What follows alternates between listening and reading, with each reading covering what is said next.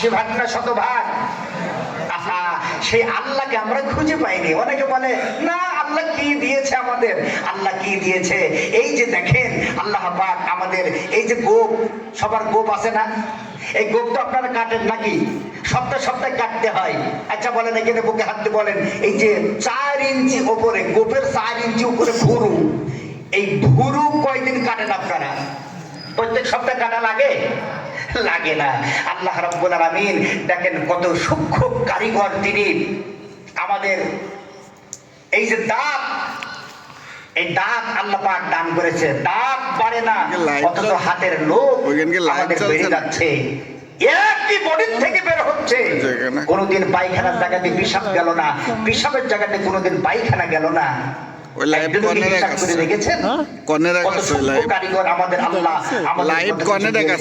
আমরা ধান খাই, মুড়ি খাই, ভাত খাই, রুটি খাই, সব একটা গলা দিয়ে খাই। গলা কয়টা? একটা। আপনারা কি মনে করেন সবগুলা কি এক জায়গায় যায়? না। আল্লাহর নবী বলেছেন প্রত্যেকটা মানুষের গলার শেষ প্রান্তে একজন ফেরেশতা নিযুক্ত করা আছে। আমার আল্লাহ একজন ফেরেশতা নিযুক্ত করে রেখেছেন। আপনি যাই খান, যেভাবেই খান, যার জায়গা যেখানে, আল্লাহ রাব্বুল আলামিন ওই ফেরেশতার মাধ্যমে পৌঁছায় দেয়। জোরে বলেন সুবহানাল্লাহ।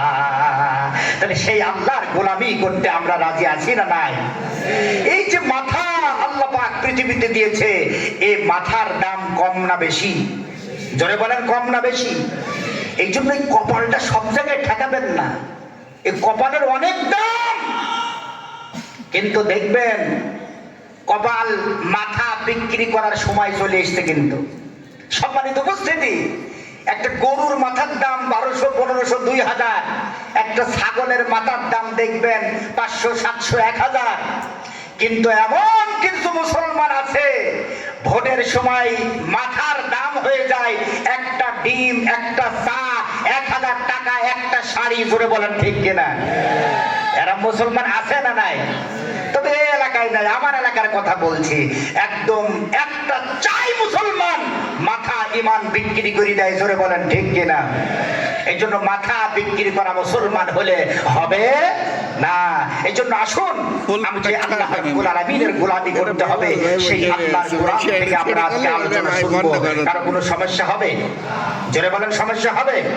কোরআন কার বাণী, কার ভাষা, কার বয়ান? আল্লাহর কথার ভিতরে কোনো ভেজাল আছে? দুনিয়ার নেতা নেত্রীর কথার ভিতরে ভেজাল আছে না নাই? আজকে নির্ভেজাল কিতাব থেকে আলোচনা শুনবো। রাজি আছেন আপনারা?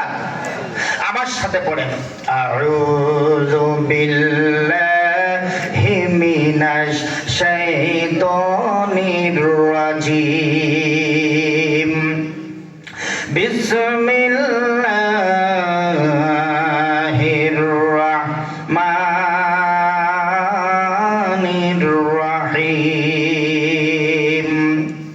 ওয়াইবাদুর রাহমানিল্লাযীনা ইয়ামশুনা আলাল আরদি হাওনা ওয়া ইযা খাতাবাহুমুল জাহিলুনা ক্বালু সালামা। জোরে বলেন আল্লাহু আকবার। আপনারা বলেন তো কোরআনের গুরুত্ব বেশি না কম?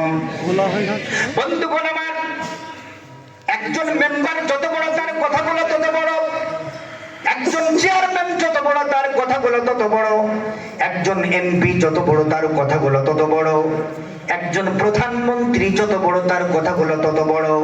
তাম পৃথিবীর সব চাইতে ক্ষমতাধর রাষ্ট্র আমেরিকার প্রেসিডেন্ট যত বড় তার কথাগুলো তত বড়। আপনারা বলেন তো তাম পৃথিবীর নেতাদের চাইতে আমার আল্লাহ বড় না ছোট?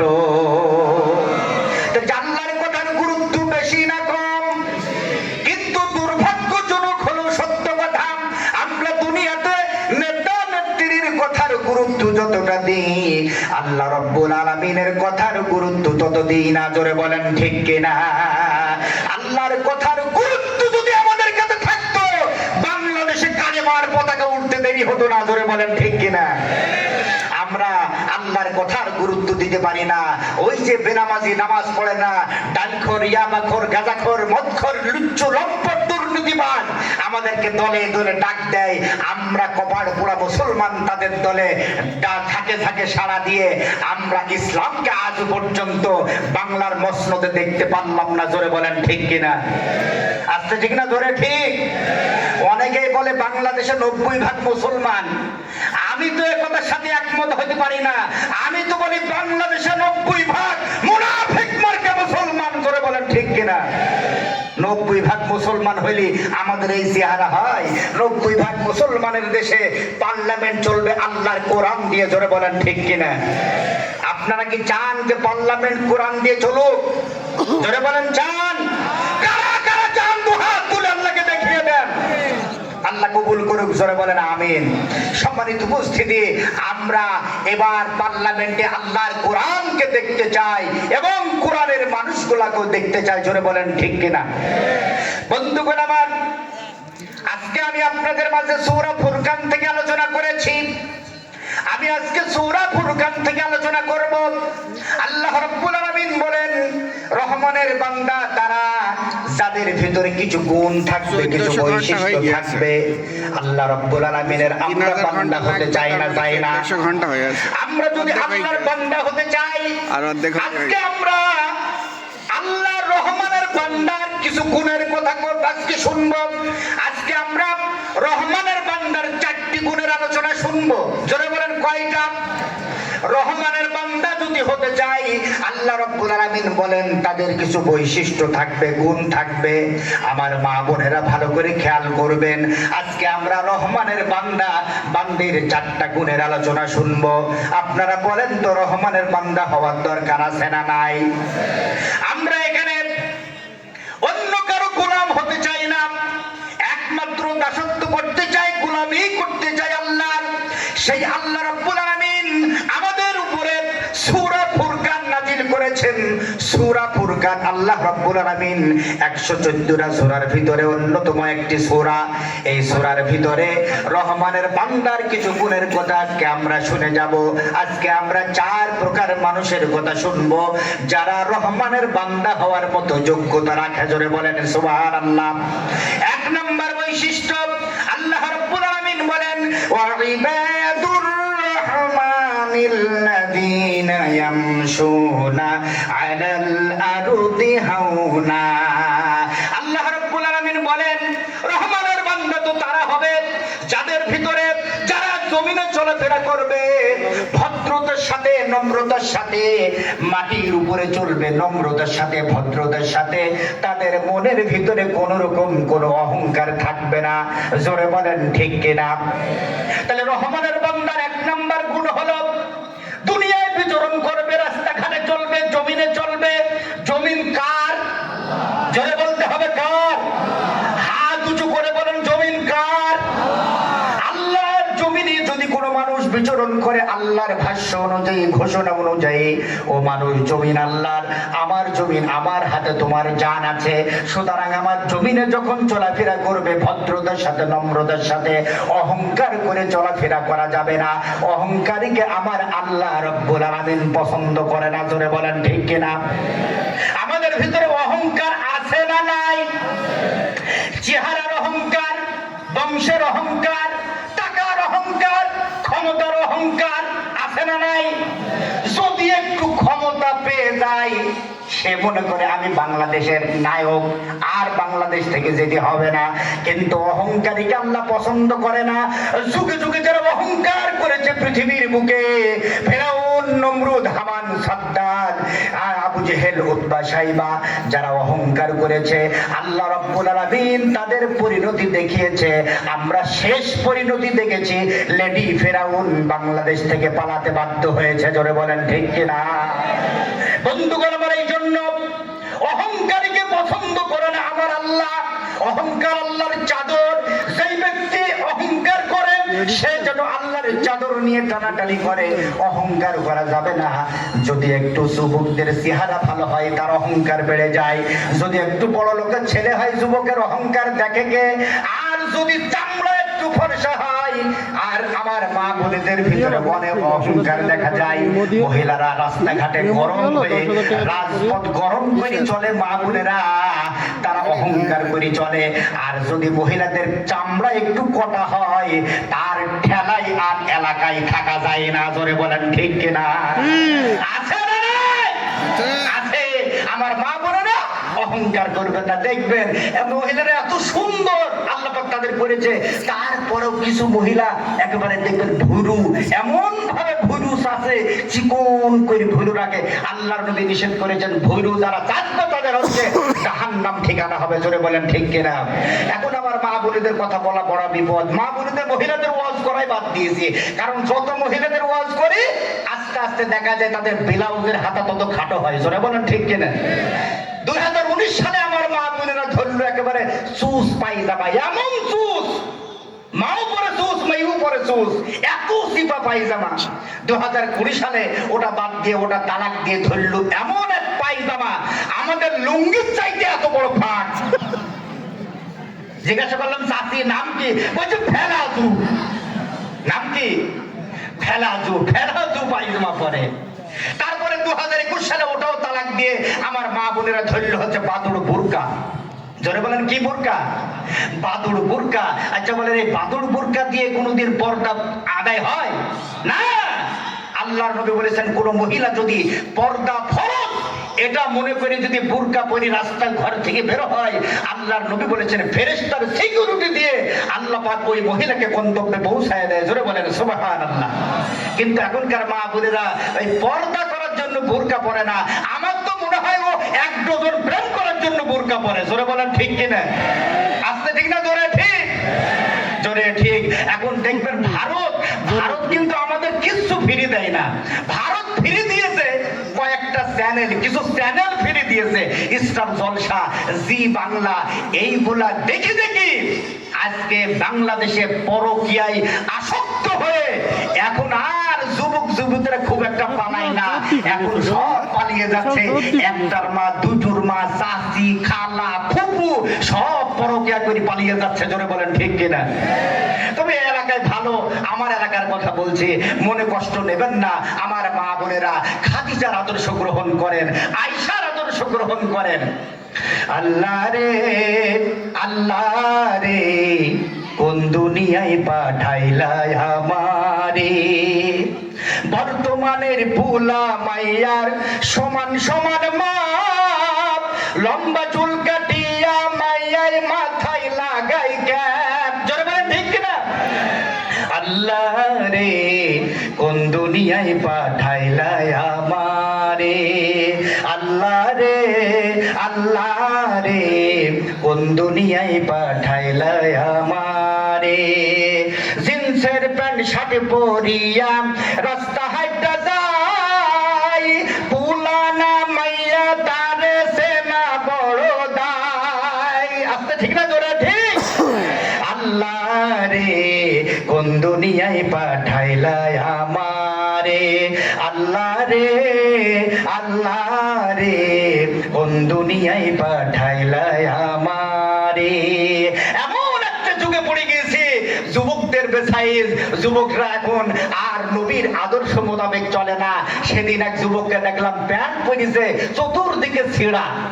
আছে না নাই? আছে, আছে। চার পাঁচ জায়গায় ছিঁড়া। তা আমি এমন ছিঁড়া মাঝে মাঝে আমার লজ্জা স্থলে দেখা যায়। তা আমি তো খোকা এদিকে ও এই প্যান্ট ছিঁড়া প্যান্ট পরেছি কেন? বলছে হুজুর এটা ছিঁড়া না, এটা সালমান খানের স্টাইল। জোরে বলেন কিসের স্টাইল? সালমান খানের। এখন সব কিছু উল্টা। এখন আচ্ছা বলেন, চুরি পরিবি মহিলারা পুরুষরা, দেখবেন যুবকরা চুরি করে, যুবকরা কান ফোড়ায়। কি যে দাঁড়াই পড়েছি আমরা। এই যে দেখছেন আসবে সামনে ডিসেম্বর শেষ হয়ে যাচ্ছে, 31 নাইট। আচ্ছা বলেন, আল্লাহ পাক বললেন ওয়া ইবাদুর রহমানিল্লাযিনা ইয়ামশুনা আলাল আরদি হাওনা। আল্লাহ পাক বললেন রহমানের বান্দা তারা হবে যারা জমিনে বিচরণ করবে ভদ্রতার সাথে, নম্রতার সাথে। আচ্ছা বলেন, এখানে 31 নাইটে বড় বড় এমন ভাবে যুবকরা ডেক বাজায়, ডেক সেট ডিজে পার্টি করে, জমিন কেঁপে কেঁপে ওঠে, মসজিদে নামাজ চলে, মসজিদ কেঁপে কেঁপে ওঠে, আছে না নাই? তুমি আজকে জমিন কাঁপাচ্ছো, মরি দেখো তোমার কবর কিভাবে ফেরেশতারা কাঁপায়। জোরে বলেন ঠিক কিনা? ফেরেশতা আছে না নাই? যুবকরা আল্লাহকে ভয় করো। এখন তো সব ডিজিটাল, আমার মা বোনেরাও ডিজিটাল হয়ে গেছে। এখন ডিজিটাল ছাড়া, আচ্ছা বলেন ডিজিটাল না মাতাল? জোরে বলেন ডিজিটাল না মাতাল? সব মাতাল। এক ডিজিটালের গল্প শোনাবেন আপনাদের, কয়েক মিনিটের ডিজিটালের গল্প শোনায়। একজন মহিলা, আধুনিক যুগের মহিলা, এখন আধুনিক হতে চাই, আধুনিক যুগের এক মহিলা, এখন ইংলিশ মিডিয়ামের এক মহিলা। সে ইসলাম মানে না, কোরআন মানে না, হাদিস মানে না, সবাইকে অ্যানালগ যুগের মানুষ মনে করে। এই মহিলা, তার একটা 7 বছরের ছেলে, তাকে ট্রেনিং দিয়েছে। হঠাৎ পড়তে পড়তে ছেলে বলছে, আম্মু পেশাব করব। মা রেগে গেছে, পেশাব করবে মানে? তো দাদা বলি যে পেশাব তোর বাপ বলে পেশাব, তুই পেশাব বলবি নাকি? তো বলছে আম্মু কি বলবো? বলছে পেশাব আর বলা যাবে না, এখন থেকে পেশাব লাগলে আধুনিক ভাবে বলবি, পেশাব লাগলে বলবি গান করব। বলেন কি করবে? গান বলবে, গান, পেশাব লাগলে গান করবি। 6 মাস ট্রেনিং দিয়েছে, এখন ওই বাচ্চা পেশাব লাগলে বলে কি? গান করব। পেশাব লাগলে কি বলে? গান করব। এখন ওই ছেলের নানা গেছে হজ করতে, হজে থেকে বাড়ি এসে ঢাকায় নেমে চিন্তা করলো মেলা উপঢৌকন নিয়ে এসছে, আগে আমার মেয়েটার বাসায় যাই, আমার নাতির কাছে যাই, তাদের সাথে দেখা করে তারপরে গ্রামের বাড়িতে যাব। এখন নানা হজ করে এসে নাতির বাসায় গিয়ে মেয়ের বাসায় উঠেছে। রাত্রিতে নানার কাছে নাতি শুয়ে আছে আদর করে। রাত যখন 10টা বাজে, নাতি তখন হুট করে বলছে, নানা আমি গান করব, গান করব। হাজি বলছে, আরে এই কেবল হজ করে আসলাম, এখন যদি তুই গান করিস আর এই পাশ দিয়ে যদি হেঁটে যাই, তাহলে আমি টাক্কা হাজি। এখন তুই যদি গান করিস আর আমি যদি গান শুনি, তাহলে আমাকে হাজি বলবি না পাজি বলবি? পকেট থেকে নানা 100 টাকার একটা করকরি নোট বের করে বলছেন, নাতি এই 100 টাকা নেই, তুই সকালবেলায় গান করিস, এখন তোর গানটা বন্ধ কর। ছেলে মানুষ 100 টাকার এক নোট নিয়ে পকেটে রেখে বলছে, ঠিক আছে নানা, আচ্ছা বলেন ওই 100 টাকার নোটে কি করে ওই গান বন্ধ হবে? জোরে বলেন হবে? 1 ঘন্টা পর বলছে, না না আমি গান করবো, আমার খুব গান লেগেছে, আমি গান করবো। নানা চিন্তা করলে ও তো গান করবি, ও তো ছাড়বে না দেখছি।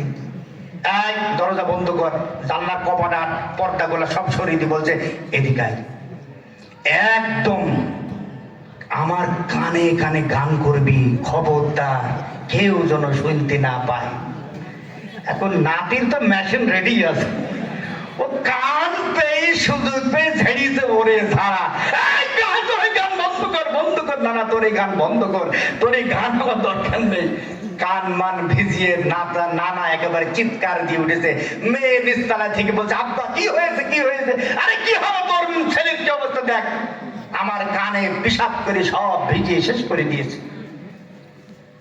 মেয়ে এসে দেখছে সত্যিই তো বাবার কান মাথা ভিজিয়ে শেষ করে দিয়েছে পেশাব করে। বলছে, তোর ছেলেকে ডিজিটাল কায়দা শিখাতে গিয়ে কি শিক্ষা দিয়েছিস তুই? তোর ছেলে আমার কান ভিজিয়ে শেষ করে দিয়েছে পেশাব করে।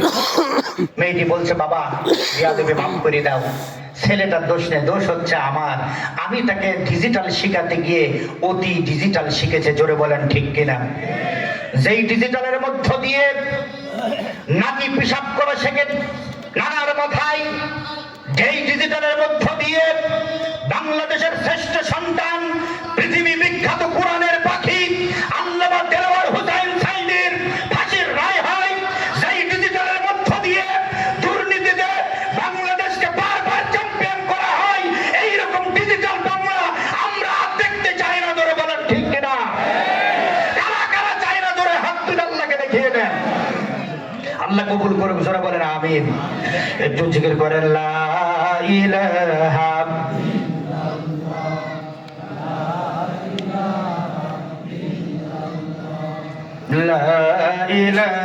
হয়ে যাবে নাকি?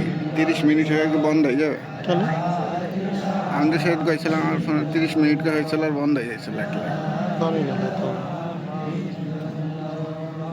লা ইলাহা ইল্লাল্লাহ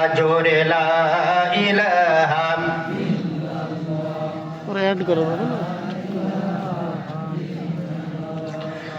লা ইলাহা ইল্লাল্লাহু মুহাম্মাদুর রাসূলুল্লাহ, বলেন সাল্লাল্লাহু।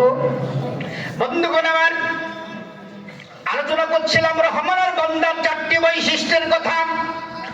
এক নম্বর, আল্লাহ রাব্বুল আলামিন বললেন যারা রহমানের বান্দা হবে তাদের এক নাম্বার গুণ হবে আল্লাহর জমিনে চলাফেরা করার সময় ভদ্রতার সাথে চলতে হবে, অহংকার করা যাবে না।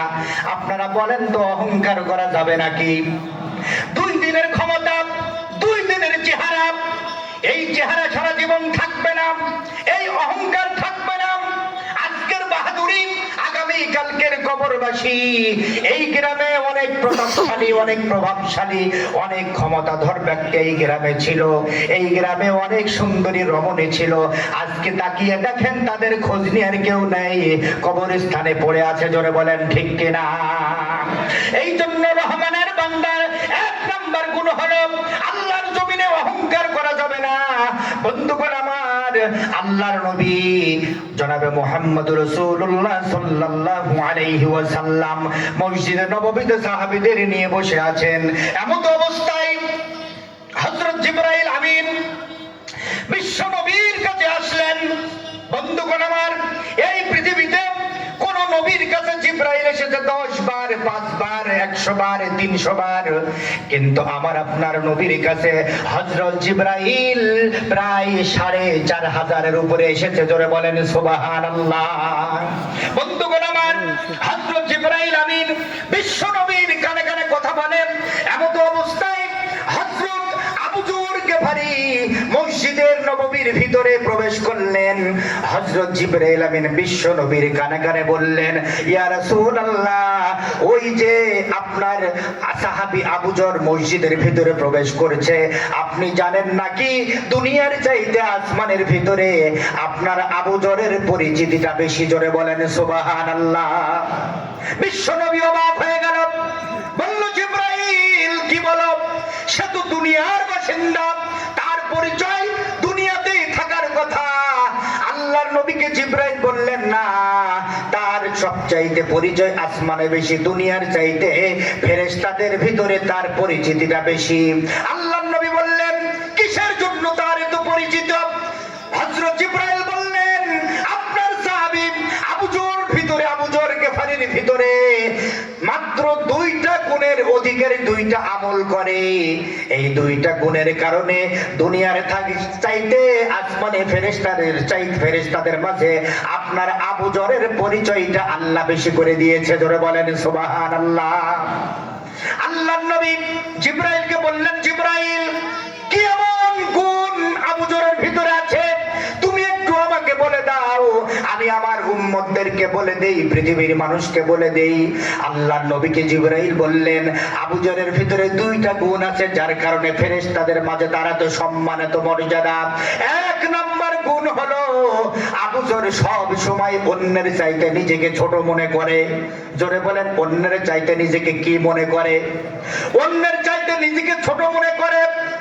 আর 2 নম্বর গুণ হলো যখনই সে সুযোগ পায় আল্লাহর কোরআন থেকে সূরা ইখলাস বেশি বেশি তেলাওয়াত করে। জোরে বলেন সুবহানাল্লাহ।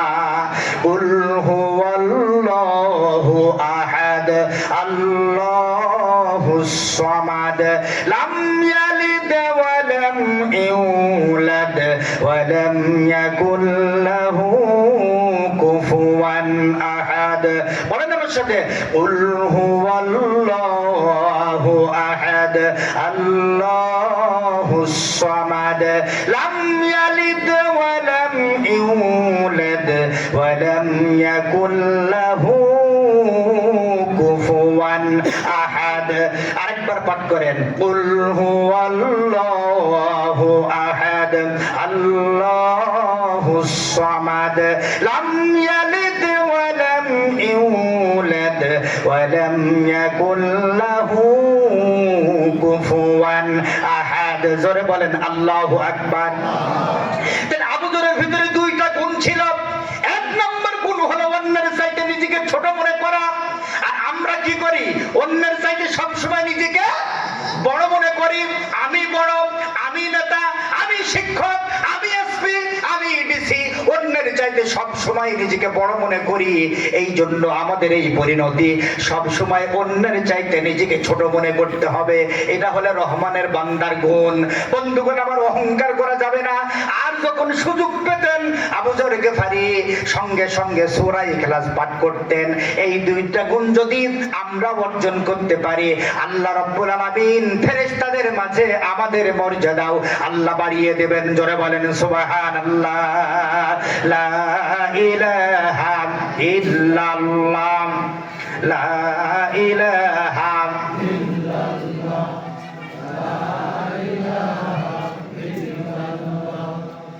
লা ইলাহা ইল্লাল্লাহ, জোরে লা ইলাহা ইল্লাল্লাহ।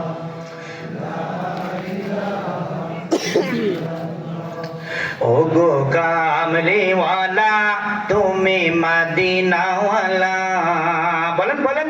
ওগো কামলিওয়ালা তুমি মদিনাওয়ালা, ওগো কামলিওয়ালা তুমি মদিনাওয়ালা, তোমারই জন্যে জগৎ উজালা, কামলিওয়ালা তুমি মদিনাওয়ালা, ওগো কামলিওয়ালা তুমি মদিনাওয়ালা, তুমি প্রাণের নবী, তুমি ধ্যানের ছবি, তুমি প্রাণের নবী, তুমি ধ্যানের ছবি, স্বপনে দেখা দাও নূরেওয়ালা, কামলিওয়ালা তুমি মদিনাওয়ালা, ওগো কামলিওয়ালা তুমি মদিনাওয়ালা, লা ইলাহা ইল্লাল্লাহ, জোরে লা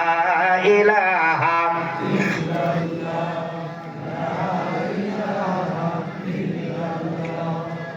লা ইলাহা ইল্লাল্লাহু মুহাম্মাদুর রাসূলুল্লাহ।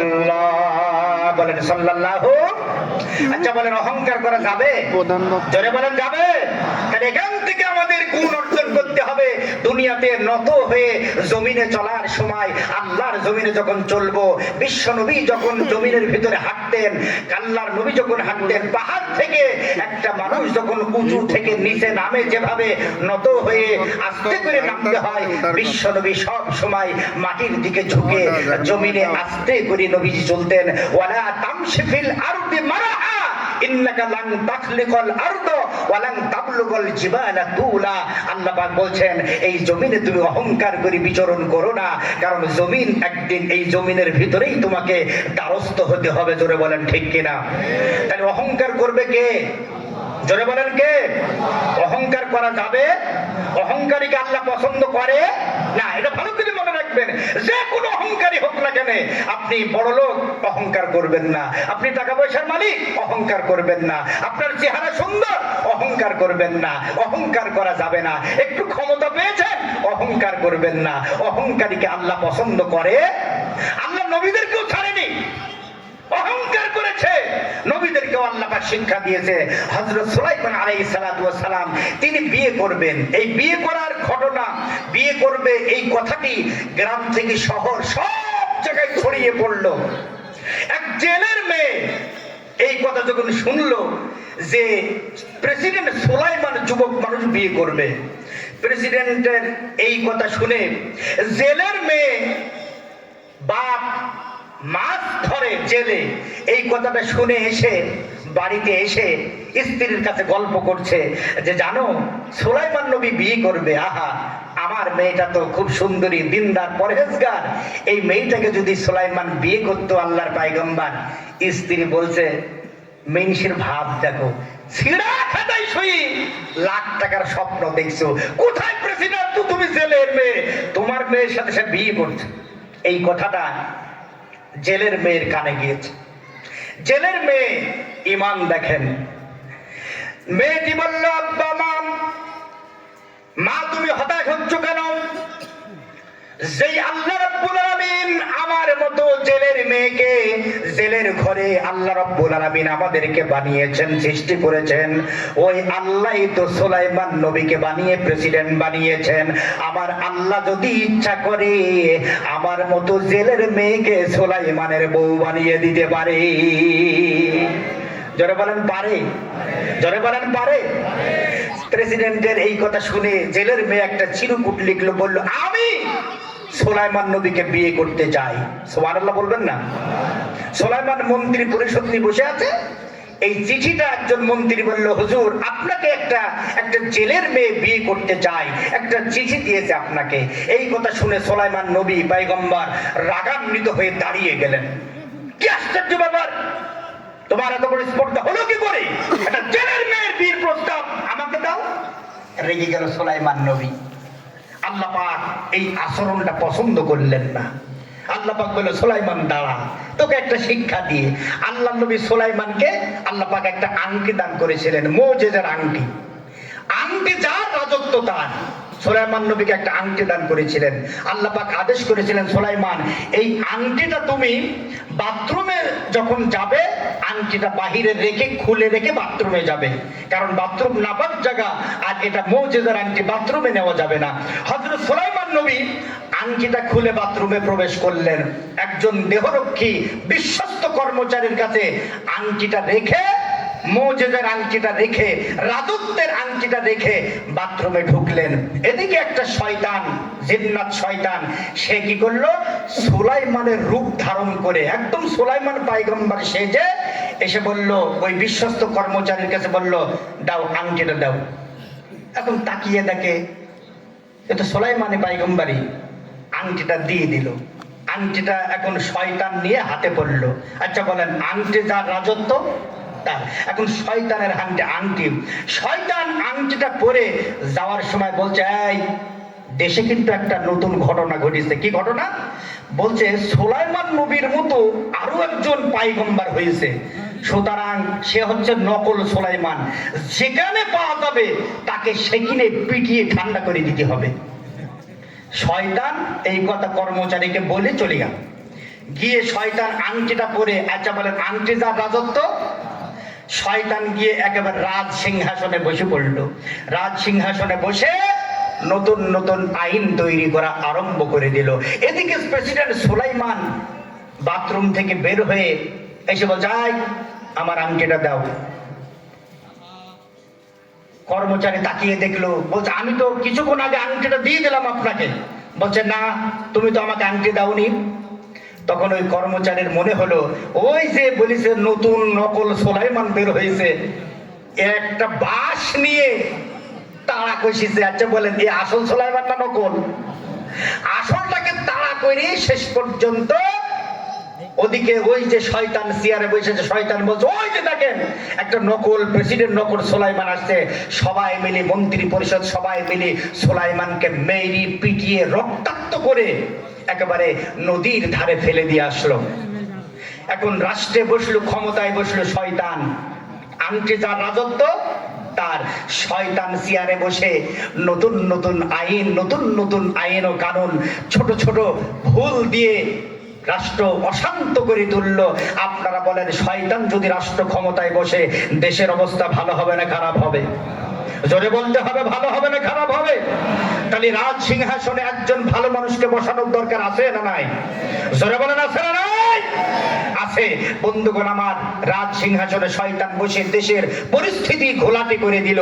ওদিকে সুলাইমান নবী একেবারে মৃত্যু, পথপথে যাত্রী একেবারে আহত হয়ে একেবারে সেই জায়গায় নদীর কিনারে পড়ে আছে। এদিকে জেলে মাছ ধরার পরে বাড়িতে যাচ্ছে। যেতে যেতে দেখছে কি, একটা যুবক মানুষ সুন্দরভাবে, আল্লাহুম্মা সাল্লি আলা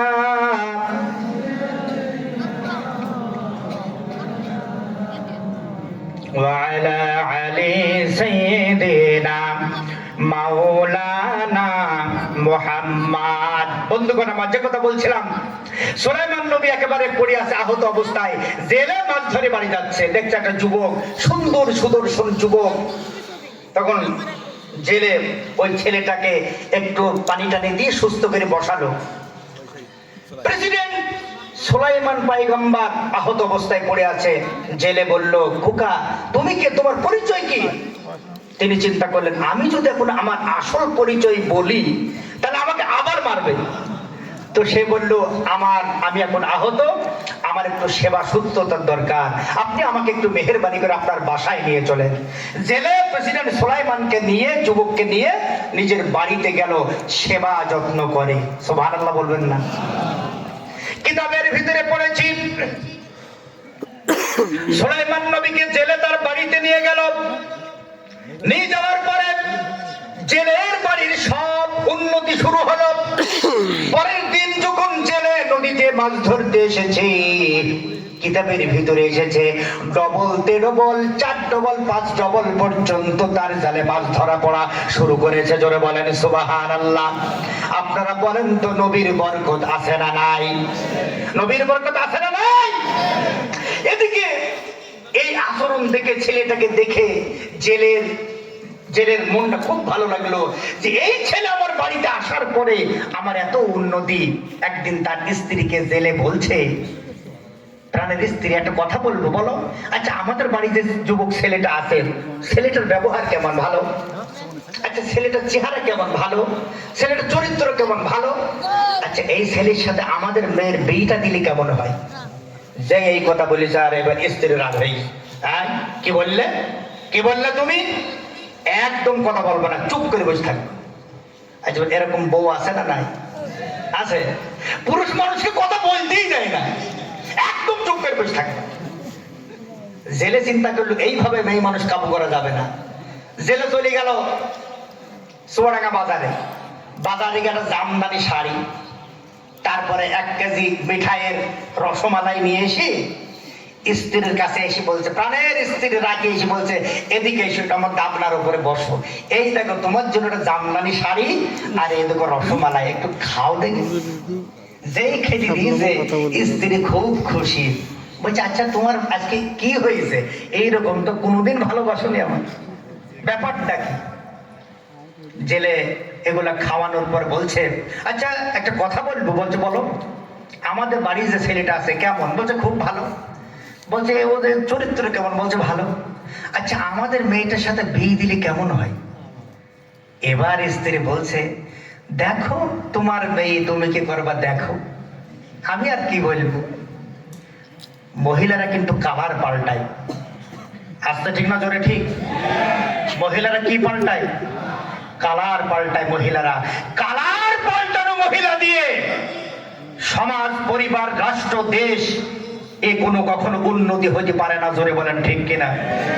আমরা 54 বছর অনেক কালার পাল্টানো মহিলা দেখেছি। জোরে বলেন ঠিক কিনা? এই কালার পাল্টানো মহিলার যার কারণে আজকে বাংলার 54 বছরে বাংলাদেশে কখনো আমরা শান্তির তালবর্ষ দেখতে পাই না। জোরে বলেন ঠিক কিনা? পৃথিবীর থেকে শান্তি যদি পেতে হয়, কোরআন আর হাদিস দিয়েই শান্তি প্রতিষ্ঠা করা সম্ভব। তাছাড়া পৃথিবীর আগুন, বাংলাদেশের আগুন নেভানো সম্ভব নয়। বন্ধুগণ আমার, এই কালার পাল্টানো মহিলা দিয়ে কখনো শান্তি হবে না। বন্ধুগণ আমার, হযরত সুলাইমান আলাইহিস সালাতু ওয়াস সালাম এই জেলে তার মেয়েকে বলল, মা, ও মা, আমার বাড়িতে যে যুবক ছেলেটা এসেছে তুমি তাকে বিয়ে করবে নাকি? মেয়েটি বলল, আব্বা, আপনি যদি আমার সাথে বিয়ে দেন আমার কোনো আপত্তি নাই, তবে আমার মনের ভিতরে দারুণ একটা ব্যথা ছিল, দারুণ একটা স্বপ্ন ছিল, প্রেসিডেন্ট সুলাইমানের স্ত্রী হওয়া। আল্লাহ মনে হয় আমার স্বপ্ন পূরণ করবে না। তাহলে বলছিলাম, অহংকারীকে আল্লাহ পছন্দ করে না। জোরে বলেন ঠিক কিনা? আল্লাহ পাক বললেন, ওয়াইবাদুর রাহমানিল্লাযীনা ইয়ামশুনা আলাল আরদি হাওনা। আল্লাহ পাক বললেন, রহমানের বান্দার 1 নম্বর গুণ হলো জমিনে অহংকার করবে না এবং জমিনে ফাসাদ করবে না। ওয়াইবাদুর রাহমানিল্লাযীনা ইয়ামশুনা আলাল আরদি হাওনা। আল্লাহ পাক 2 নম্বর গুণের কথা বলছেন, ওয়াইদা খাতাবাহুমুল জাহিলুনা ক্বালু সালামা। জোরে বলেন আল্লাহু আকবার। রহমানের বান্দার 2 নম্বর গুণ আল্লাহ রাব্বুল আলামিন বললেন, রহমানের বান্দার 2 নম্বর গুণ হলো, কেউ যদি তার সাথে ঝগড়া করতে আসে, গন্ডগোল করতে আসে, মারামারি করতে আসে, তখন রহমানের বান্দার 2 নম্বর গুণ হলো, সে বলবে না আমি তোমার সাথে ঝগড়া করব না, তোমাকে আসসালামু আলাইকুম, তোমার প্রতি সালাম বর্ষিত হোক। জোরে বলেন সুবহানাল্লাহ। তাহলে রহমানের বান্দার 2 নম্বর গুণ, যদি কেউ আপনার সাথে, আমার সাথে, আমার মা বোনেরা আপনার সাথে যদি কেউ ঝগড়া করতে আসে, তার সাথে ঝগড়ায় লিপ্ত হওয়া যাবে না, তার সাথে ঝগড়া করা যাবে না, তাকে বলতে হবে সালাম, তোমার উপরে শান্তি বর্ষিত হোক।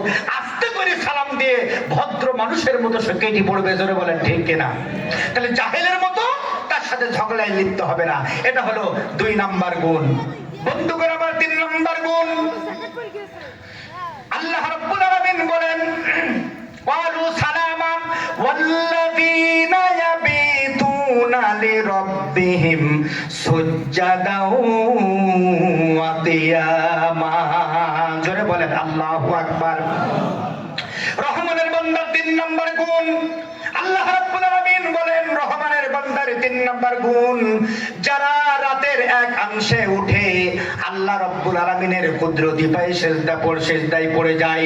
তার মানে যারা তাহাজ্জুদের নামাজের কথা এখানে বলা হয়েছে, যারা রাতের শেষ ভাগে উঠে যায় নামাজে আল্লাহর কুদরতি পায়ে সিজদার জন্য দাঁড়িয়ে যায়, আল্লাহ রাব্বুল আলামিনের সিজদা দেওয়ার জন্য যারা দাঁড়িয়ে যায়, এটা হলো রহমানের বান্দার 3 নম্বর গুণ। আল্লাহ রাব্বুল আলামিন অন্য জায়গায় বলেন, ওয়া মিনাল লাইলি ফাতাহাজ্জাদ বিহি নাফিলাতাল লাকা আসা আন ইয়াবআসাকা রাব্বুকা মাকামাম মাহমুদা। জোরে বলেন আল্লাহু আকবার। আল্লাহ রাব্বুল আলামিন বলেন, আমি অবশ্যই হে নবী, আপনি রাতের শেষাংশে উঠুন, আপনার জন্য তাহাজ্জুদের নামাজ পড়ুন। এটা নফল নামাজ, অতিরিক্ত নামাজ, এটা আপনার জন্য ফরজ করি নাই। তাহাজ্জুদের নামাজ যদি আপনি পড়তে পারেন, আপনার উম্মতরা যদি পড়তে পারে, আমি আল্লাহ রাব্বুল আলামিন জান্নাতের সর্বোচ্চ স্থান মাকামে মাহমুদ আমি আল্লাহ দান করে দেব। জোরে বলেন সুবহানাল্লাহ। এই জন্য নামাজ পড়ার দরকার আছে না নাই? জোরে বলেন আছে না নাই? কিন্তু আমরা নামাজ পড়তে চাই না, রোজা করতে চাই না। আল্লাহ তাহাজ্জুদের নামাজের কথা বলেছেন। রহমানের বান্দা বান্দির 3 নম্বর গুণ হলো রাতের শেষ অংশে নামাজ আদায় করা। আমার বন্ধুগণ, ভাইরা, আমার মা বোনেরা, আপনারা কত রকম মেকআপ করেন মুখে, কিন্তু আমার মা বোনেরা ভালো করে খেয়াল করেন, 5 ওয়াক্ত ওযুর পানি দিয়ে যদি মুখটা মেকআপ করেন, আপনার জীবনের ময়লা পরিষ্কার হয়ে যাবে। শুধু মুখটা পরিষ্কার হবে না, আপনার জীবনের সমস্ত গুনাহগুলো আল্লাহ রাব্বুল আলামিন পরিষ্কার করে দেবে। জোরে বলেন সুবহানাল্লাহ। আমার যুবক সোনামণিরা, এই দুনিয়াতে আমরা কেউ থাকবো না, পরকালে চলে যেতে হবে। এই জন্য ঈমান আমল নিয়ে যদি কবরে না যাই, কবর প্রতিদিন ডাক দেয়, আমি হলাম 26 ঘর, একাকীর ঘর, আমার কাছে আমল নিয়ে আসো। আমরা কেউ একা একা থাকতে চাই না। কোলবালিশ ছাড়া ঘুম হয় না, স্ত্রী ছাড়া ঘুম হয় না, বন্ধু ছাড়া ঘুম হয় না। কবরে কি করে আমরা একা একা থাকবো? কবর কিন্তু ভয়ঙ্কর জায়গা। আল্লাহ পাক বলেন, ওয়ালা তাজিরু ওয়াজিরাতুন বিজরা উখরা। সেদিনের কথা স্মরণ করো, যেদিন নিজের বোঝা নিজেকেই টানতে হবে, কেউ কারো বোঝা বহন করে দেবে না। ইয়াউমা তারাউনাহা তাযহালু কুল্লু মুরদিআতিন আম্মা আরদাআত ওয়া তাদরু কুল্লু যাতিন হামলিন হামলাহা ওয়া দারুন নাযা সুগারা।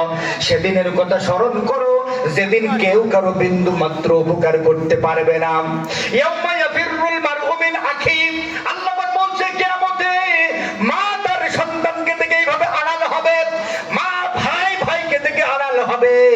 মা যদি তার সন্তানকে থেকে আড়াল হয়, বলেন তো বন্ধু বন্ধুর জন্য বসে থাকবে নাকি? কেউ থাকবে না। এই জন্য আমার মা বোনেরা, এই যে দেখেন, একদিন আমি আপনি কিন্তু লাশ হয়ে যাব। ভালো করে খেয়াল করেন আমার দিকে। এই যে দেখেন, জীবনে কত লাশ জীবনে চোখে দেখেছেন, নিজের লাশের কথা কোনোদিন ভাবেননি। কত লাশ এই কাঁধে করে বহন করে আমরা কবরে রেখে এসেছি। এই দেখেন, চকলেট যেভাবে করে মোড়াই, আমার আপনার লাশটি কিন্তু সেইভাবে মুড়িয়ে 3টা বাঁধন দেয়া হবে। আপনার পুরুষ যদি হয় 3 টুকরা কাফন, আর মহিলা যদি হয় 5 টুকরা কাফন। কয় টুকরা? 5 টুকরা। 3 টুকরা কাফনে আতর লুবানে, 5 টুকরা কাফনে আতর লুবানে, একদিন সাজাবে সজন। ভেবেছ কখনো তুমি, ভেবেছ কখন, ভেবেছ কখনো তুমি, ভেবেছ কখন। বন্ধুগণ আমার, 5 টুকরা কাফন পরিয়ে আমার মা বোনেরা 3টা বাঁধন দেয়া হবে। আপনারা বলেন, এই 3টা বাঁধন কষি দেয় না ঢিল করে দেয়? ঢিল করে বাঁধন গুলা দিয়ে আমার আপনাকে এমন দেশে চালান দেবে যেই দেশ থেকে কোনোদিন কেউ ফিরে আসতে পারে না। জোরে বলেন ঠিক কিনা? এই জন্য নিজের আমল নিজে করে যান। দুনিয়া একটু বিপদে পড়ে দেখেন না, আপনার পাশে কেউ থাকবে না। আপনাদের একটা বাস্তব ঘটনা বলি, আমি নিজে পেপারে পড়েছি, বাস্তব ঘটনা। কিছুদিন আগে আপনারা দেখেছেন পদ্মায় লঞ্চ ডুবে হয়ে গেল। একটা 3তলা লঞ্চ ডুবে গেল, হাজারো মানুষ সেখানে মারা গেল। একজন আল্লাহর বান্দা বহু কষ্ট করে বেঁচে আসলো। সেই লোকটি বেঁচে ফিরে এসে সাংবাদিকদেরকে বলল, ও সাংবাদিক ভাইরা শোনো, আমার মা বোনেরা ভালো করে খেয়াল করেন। সাংবাদিকদেরকে বলল, ও সাংবাদিক ভাইরা, আমি আজকে পদ্মার ভিতরে নিজের চোখে কিয়ামত দেখে আসলাম। জনগণ অবাক হয়ে গেল। সাংবাদিক বলল, কি কিয়ামত দেখেছো মানে? বলছে, হ্যাঁ, আমি নিজের চোখে আজকে পদ্মায় কিয়ামত দেখেছি। কিভাবে? বলছে, আমি আর আমার স্ত্রী আর আমার 10 বছরের একটা ছেলে আর 7 বছরের একটা মেয়ে, আমরা 4 জন মিলে এক জায়গায় বেড়াতে যাওয়ার জন্য পদ্মায় একটা লঞ্চের ভিতরে উঠলাম, 3তলা লঞ্চ। এই লঞ্চটি যখন আস্তে আস্তে ছেড়ে দিল, পদ্মার মাঝ বরাবর যখন গেল, তখন ঝড়ের কবলে পড়ে লঞ্চটি পানির তলে তলিয়ে যেতে লাগলো।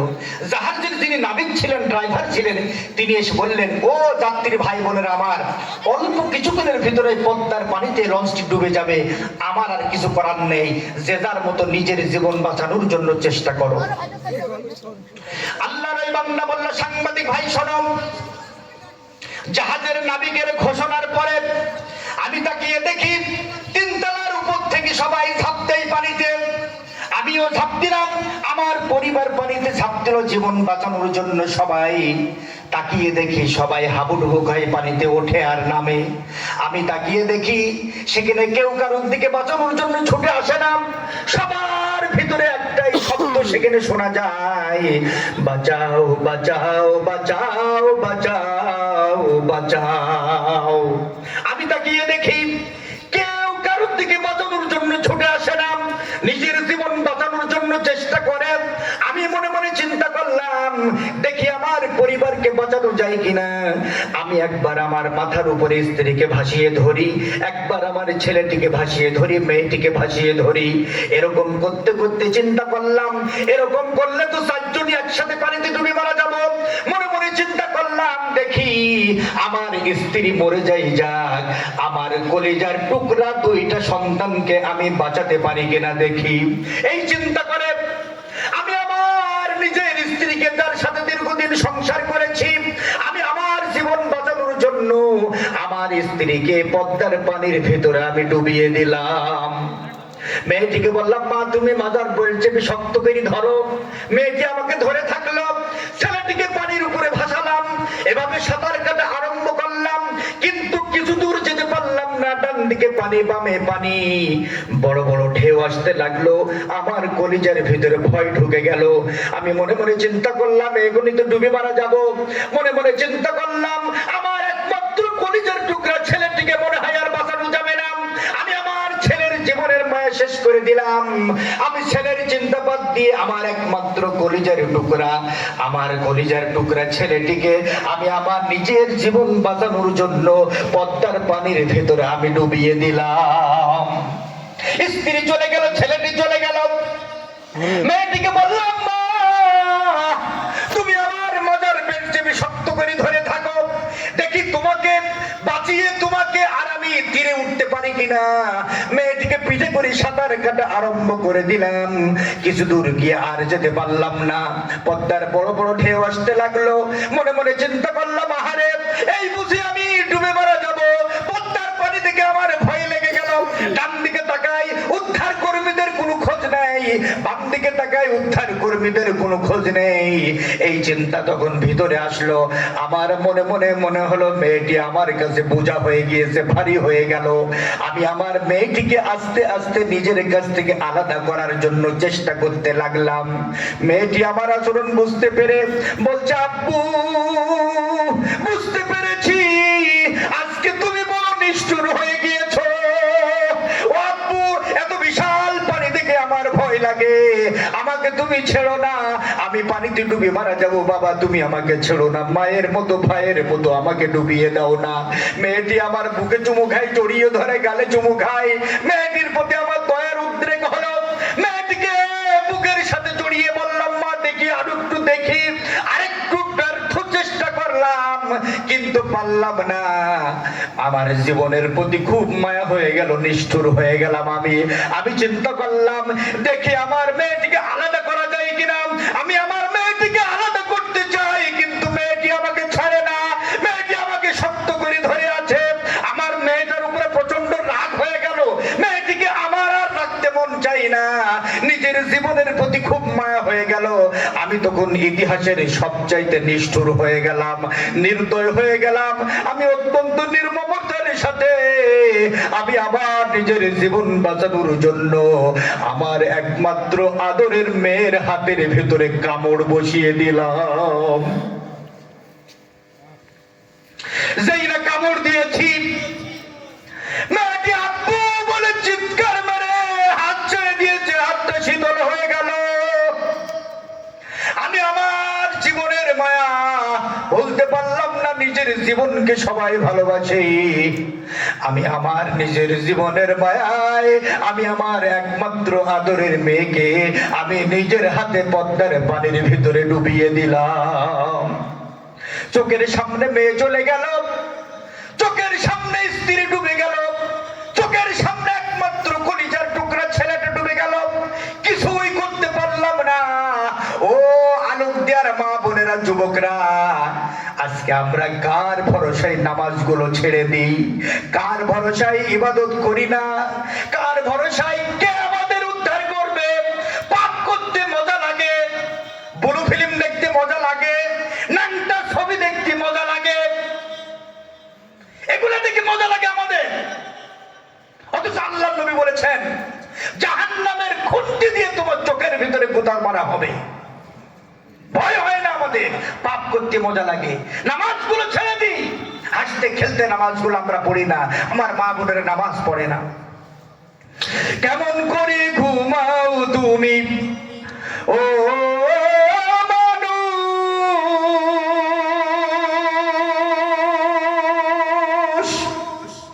কেমন করে ঘুমাও তুমি ফজর করে কাজা।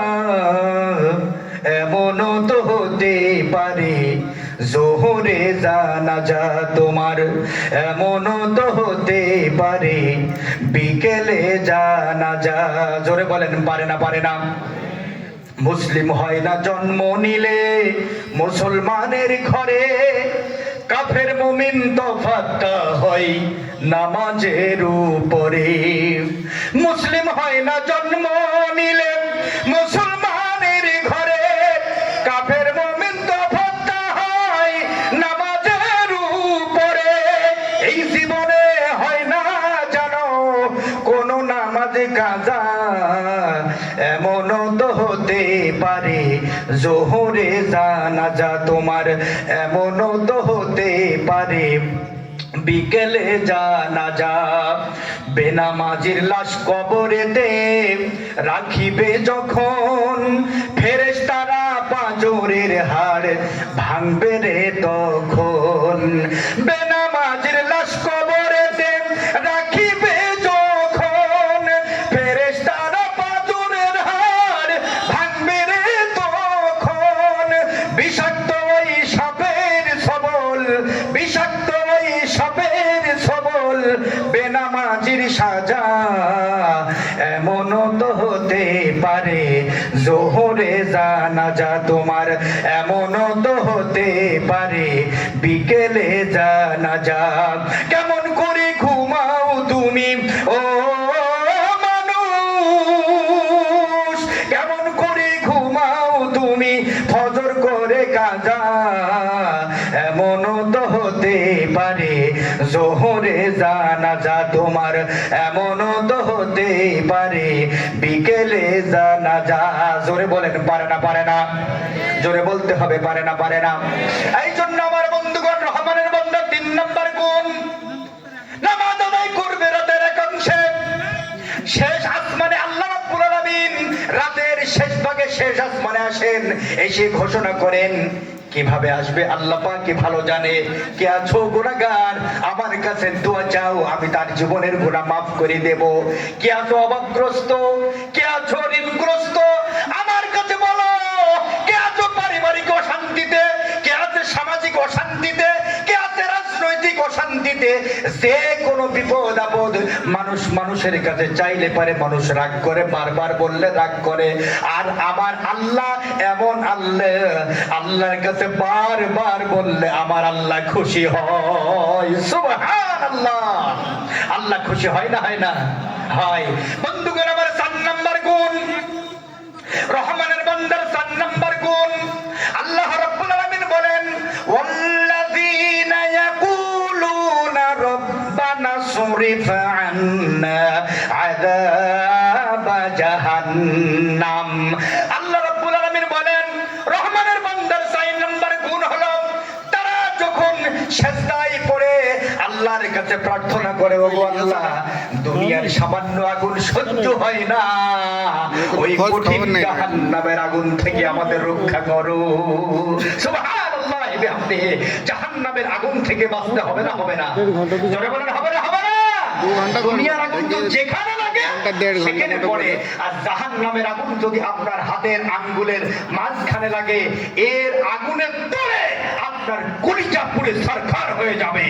যেটা হচ্ছে জাহান্নামের আগুন। এই জাহান্নামের আগুনকে আল্লাহ রাব্বুল আলামিন বলেছেন ইন্না জাহান্নামা কানাত মিরসাদা। আল্লাহ পাক বলছেন নিশ্চয় জাহান্নাম একটি গোপন ফাঁদ। জাহান্নাম কি ফাঁদ? গোপন ফাঁদ। দুনিয়ায় আমরা অনেক গোপন ফাঁদ দেখেছি। মাছ ধরার একটা গোপন ফাঁদ, প্রাণীগুলোকে ধরার একটা, পাখি ধরার গোপন ফাঁদ। এখন তারপরে আমরা দেখেছি মানুষ ধরার গোপন ফাঁদ দেখেছি, আয়না ঘর মানুষ ধরার একটা গোপন ফাঁদ দেখেছি। বিগত স্বৈরাচারের আমলে মানুষ ধরার একটা গোপন ফাঁদ। কিন্তু এই গোপন ফাঁদ থেকেও মানুষ 8 বছর 10 বছর 11 বছর পরেও মানুষ বের হয়ে এসেছে। কিন্তু ইন্না জাহান্নামা কানাত মিরসাদা, সেই জাহান্নামকে আল্লাহ গোপন ফাঁদ বলেছে, এই জাহান্নাম থেকে মানুষ কোনোদিন বের হতে পারবে। বন্ধুগণ আমার, এই জাহান্নামের আগুনটা হচ্ছে কালো বর্ণের। আল্লাহ পাক ফেরেশতাদের বললেন আগুন তৈরি করার পরে বললেন 1000 বছর জ্বালাও। 1000 বছর আগুনটা জ্বালানোর পর আগুনের রং হয়ে গেল সাদা। আল্লাহ পাক বলল হয় নাই, আবার জ্বালাও। আর 1000 বছর জ্বালানোর পর আগুনের রং হয়ে গেল হলুদ। আল্লাহ বলল হয় নাই, আবার জ্বালাও। আরো 1000 বছর জ্বালানোর পরে আগুনের রং হয়ে গেল অমাবস্যার রাতের মতো কালো। আপনারা বলেন অমাবস্যার রাতে নিজের চোখে নিজের আঙ্গুল দিলে কিন্তু দেখা যায় না। জোরে বলেন যায় নাকি? তাহলে জাহান্নামের আগুন কিন্তু দেখা যাবে না, কালো বর্ণের আগুন হবে। দুনিয়ার সামান্য আগুন দিয়ে বাংলা বাজার পুড়ে ছাই হয়ে গেল, নিউ মার্কেট পুড়ে ছাই হয়ে গেল, আমেরিকার লস অ্যাঞ্জেলেসে পুড়ে ছাই হয়ে গেল।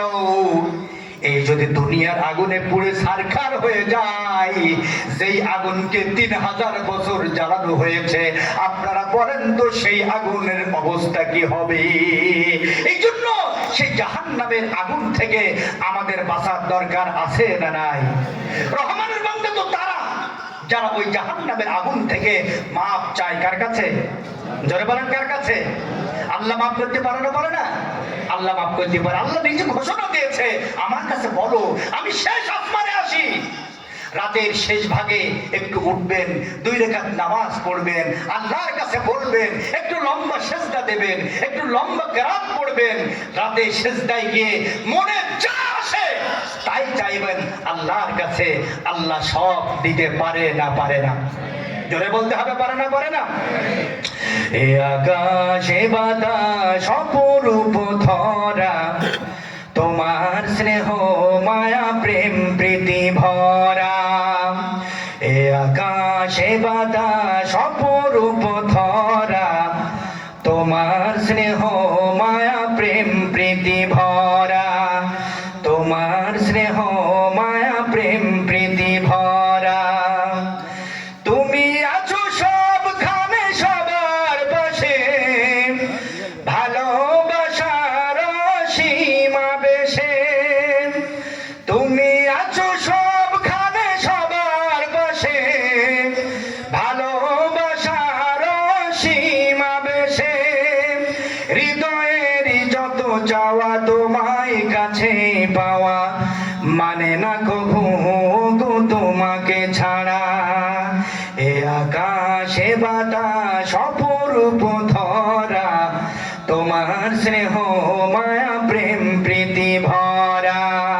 এ আকাশে বাতাস অপরূপ ধরা, তোমার স্নেহ মায়া প্রেম প্রীতি ভরা, তোমার স্নেহ মায়া প্রেম প্রীতি ভরা। লা ইলাহা। চলো চল যাই।